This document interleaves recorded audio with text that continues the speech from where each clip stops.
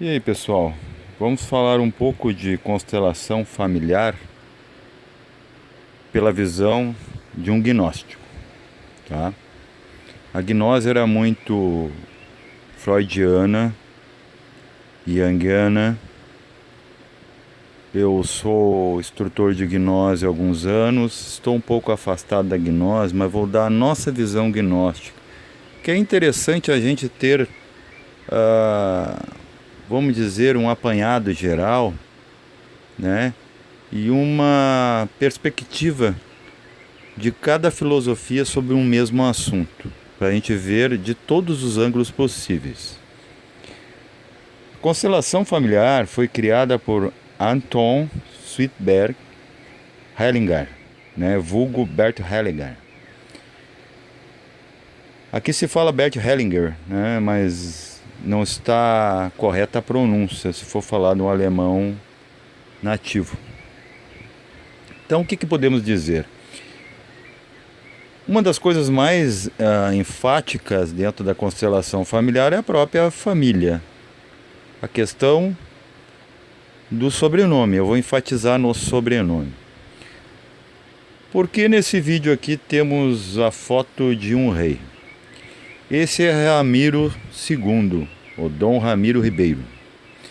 Esse é o meu antecessor, né, português. Né, vamos dizer, o originador da minha família, tá bom? É o meu ancestral. O primeiro que é historicamente narrado dentro dessa família.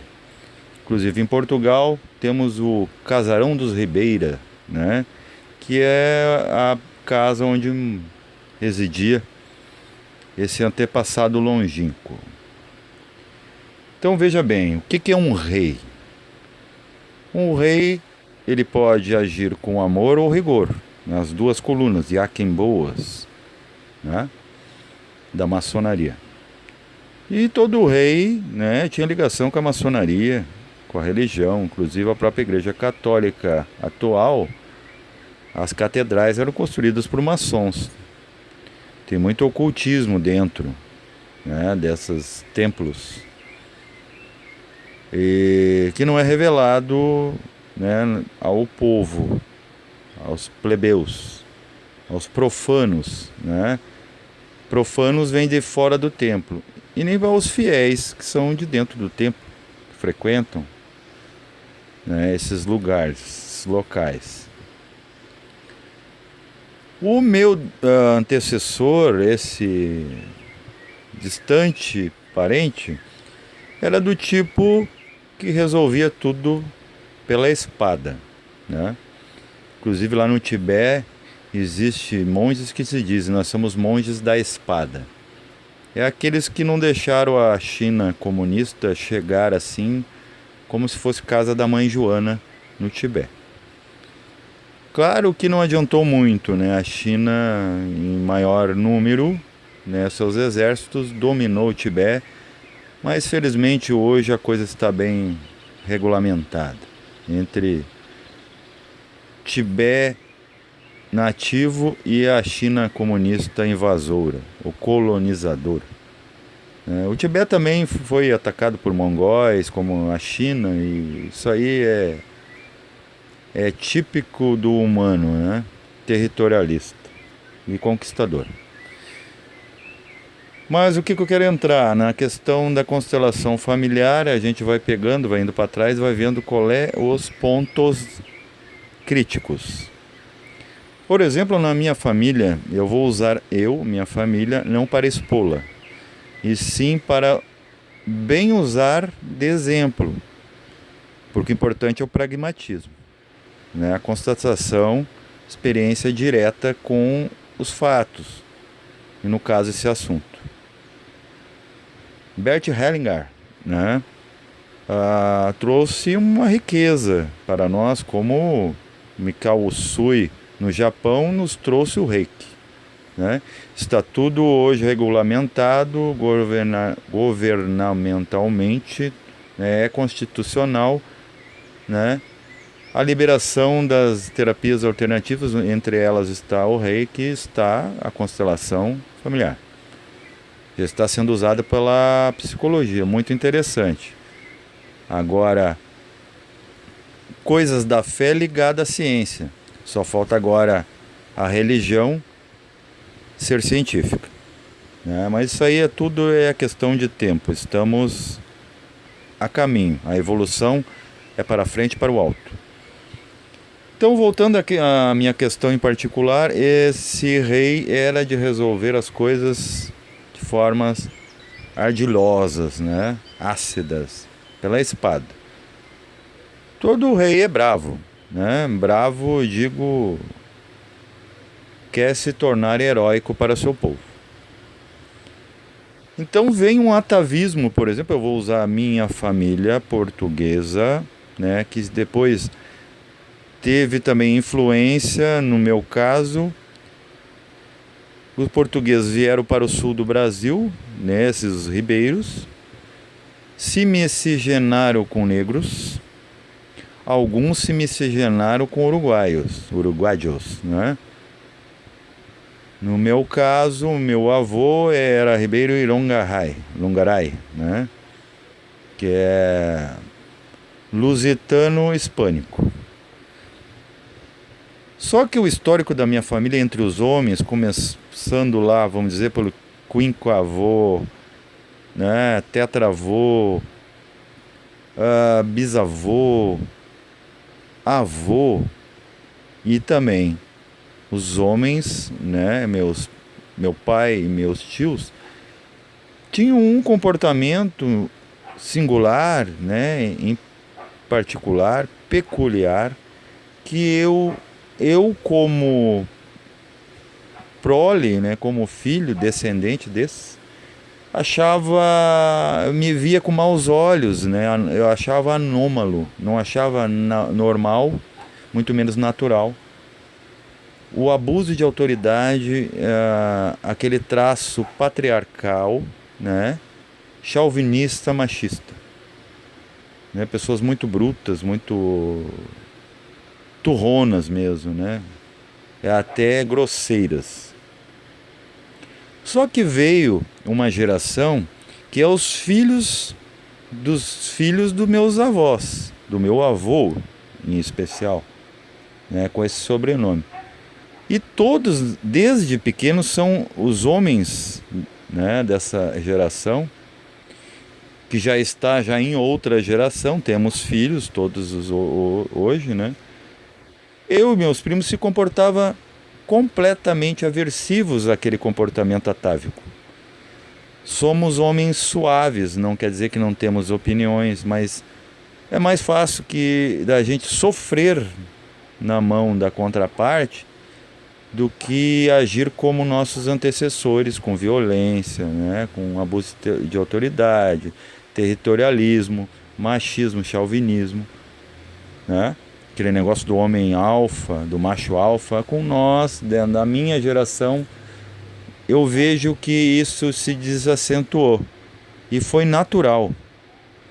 Mas não pode, né, o terapeuta, o consultor, que ele vai avaliar, que então puxaram, né, pela constelação materna.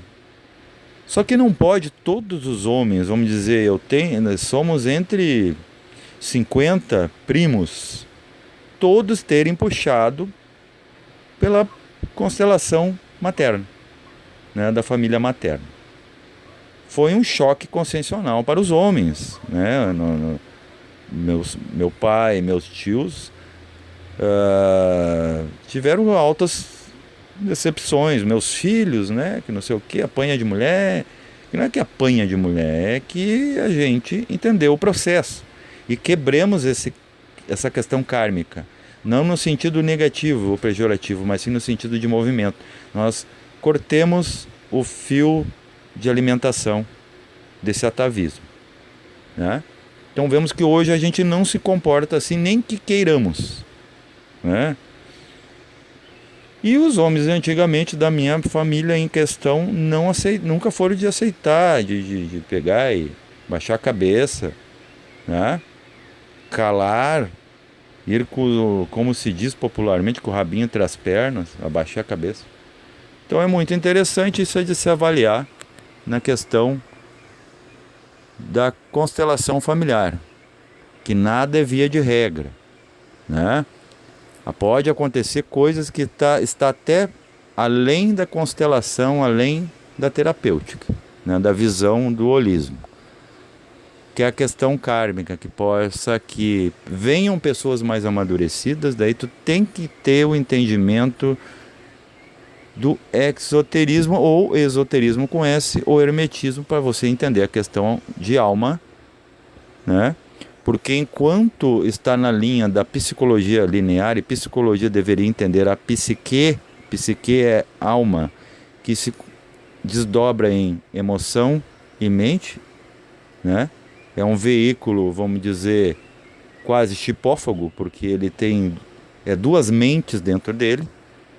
Como o corpo físico tem duas mentes, né? Tem o corpo físico e o corpo energético que alimenta esse corpo físico, para que ele não, né, saia da tangente, entendeu? Ele não teria como existir, né, sem o corpo energético, que é a forma, inclusive, dos capilares sanguíneos e toda a forma orgânica.